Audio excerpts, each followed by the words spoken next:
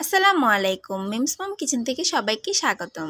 আজকে আমি শেয়ার করব দুধের শাহী লাচ্ছা সেমাই রেসিপিটা ট্রাই করার জন্য প্রথমে একটি প্যানে দিয়ে দেব ঘি। ঘিটা গরম হয়ে আসলে তাতে দিয়ে দেব বাদাম এবং কিশমিশ। এবার তা ঘির সাথে ভেজে নেব। ভাজা হয়ে গেলে দিয়ে দেব নারকেলগুলো কুচি করে নেওয়া হয়েছে, এটাও ভেজে নেব। ভাজা হয়ে গেলে তাতে দিয়ে দেবো 1 চিমটি লবণ। লবণটা দেওয়া হচ্ছে স্বাদটা বাড়ার জন্য। এবার দিয়ে দেওয়া হচ্ছে আধা কেজি তরল দুধ এবং দিয়ে দেওয়া হচ্ছে 1 কাপ পরিমাণ কনডেন্স মিল্ক। আপনারা চাইলে এর পরিবর্তে চিনি ব্যবহার করতে পারেন।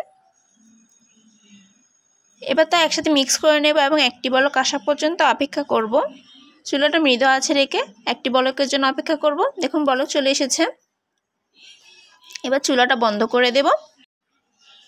এবার একটি পাত্রের মধ্যে লাচ্ছা সেমাই নেওয়া হয়েছে এবং তাতে দুধের মিশ্রণটি ঢেলে দেওয়া হচ্ছে এবং উপরে কিছু বাদাম কুচি দিয়ে ডেকোরেশন করে নেওয়া হচ্ছে।